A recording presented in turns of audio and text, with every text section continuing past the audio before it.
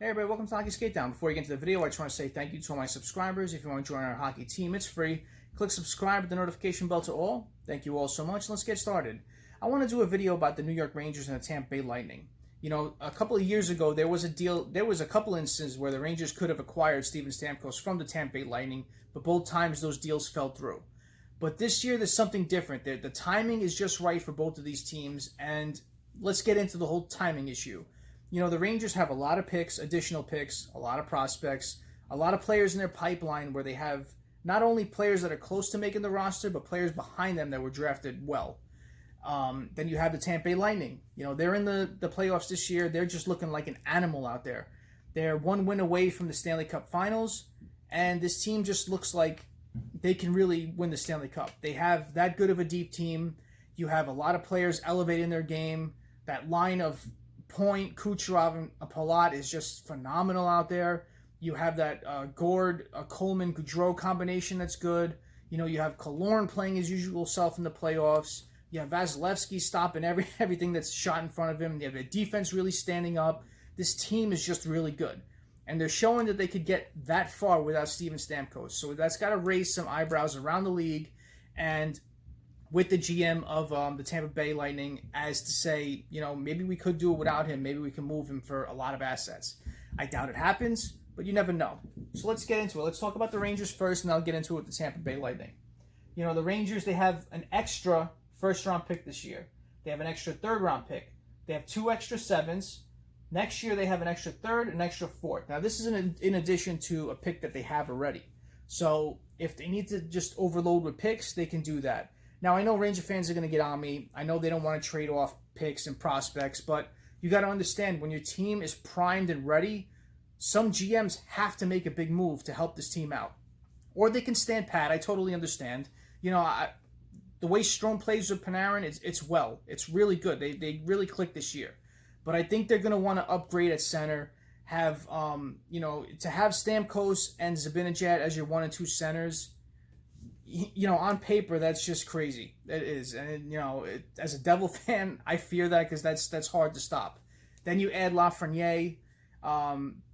This team would be really good if that's the case. So I think that the Rangers are primed and ready to make a huge move like this where it won't affect their situation on ice this year and it won't affect their prospects coming up because they have so many players.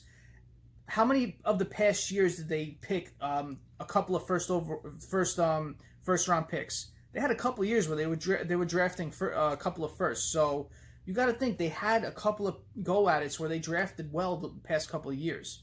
So they can afford to give up an extra first or maybe another first next year. They could do it this year. So you know, you have the situation where you're drafting first overall. You won the lottery this year and you won it last year. So you have Kakko for 2 years more on an entry-level deal. You'll have Lafreniere, I'm sure he'll get drafted and sign, and he'll get a 3-year entry-level deal. So this is when teams tend to strike with grabbing a big name out there, a name of need, especially. So I don't know. It's just one of those situations where when you're looking at both teams, it's just the timing is so right if these two teams want to pull it off this year. Talking about other RFAs of the Rangers have to look at. They have Strome, D'Angelo, DiGiuseppe, Lemieux, and Georgiev. So they have a pretty good names out there where they have to decide on what they're doing.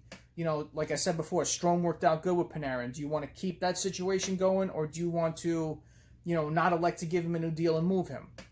You know, I'm sure Georgiev will be resigned. I'm sure there's a situation that will happen with Lundqvist where he'll get a new deal. You know, D'Angelo is a curious case because I don't know why you keep hearing this guy. He had a phenomenal year, and you keep hearing his name in trade talks. Don't get it. And, you know, Lemieux, I'm sure he'll get another contract, but I don't think it'll be too pricey. You know, next year's RFAs, you have buchnevich, you have Hedl, you have Gauthier, and you have Howden. And Buchnevich's name has been curious because he's been in trade rumors this past year. You know, he's currently making $3.25. You can possibly hear his name on the move. You know, the UFAs this year, you have McKaig, Haley, and Fost. And I underline Fost because I think that the Rangers really value him and what he brings to this team. And I really think they'll try everything to re-sign him. And UFAs next year, you have Stahl, Smith, and Lundqvist. So those are pretty big contracts that you're getting off the books. So, you know, the whole thing is they have buyouts coming off as well. But with buyouts, that hurts and helps your team. Where if it comes off your books, great. But the whole thing is that those bad contracts actually help your total cap structure. So it's good to have them. So maybe they make another trade to bring in another bad one. So we'll have to see what happens with that. I'm sure a lot of teams are going to try that this year. But it's a curious situation with the Rangers. They have that pipeline where they can have players step up. If they do decide to move like a D'Angelo, they have players in their system that are close to coming up, and they have players behind them who can develop a little bit more. Where if you decide to move them, then it could work out. So I know a good percentage of Ranger fans will be with me on this, and some will be against me because I know they just want to keep building and building and building. But the thing is, when you have so much, you're eventually going to trade them off because you have to make room for them. So you might as well put it together for a big name to come help win something. And then you have Tampa Bay. Tampa Bay's situation is curious because they need a lot of cap space.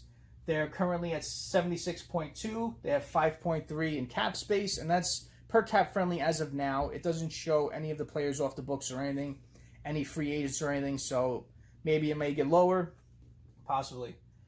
So you can possibly hear some names on the move. They have their own RFAs to sign in Cirelli, Chernak, Sergachev, and Stevens.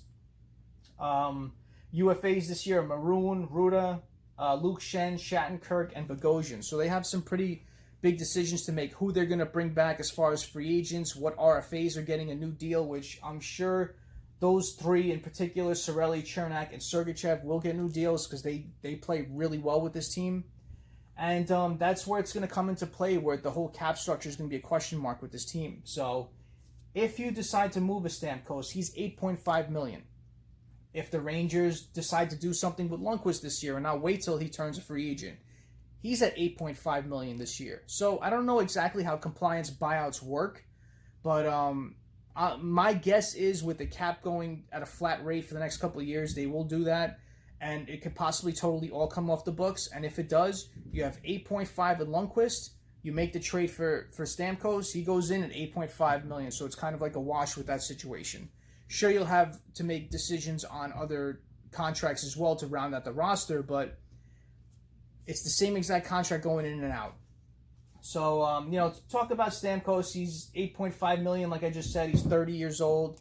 So he's not old, but he's getting older. Where he has extreme value as of now. His contract is for another 4 years.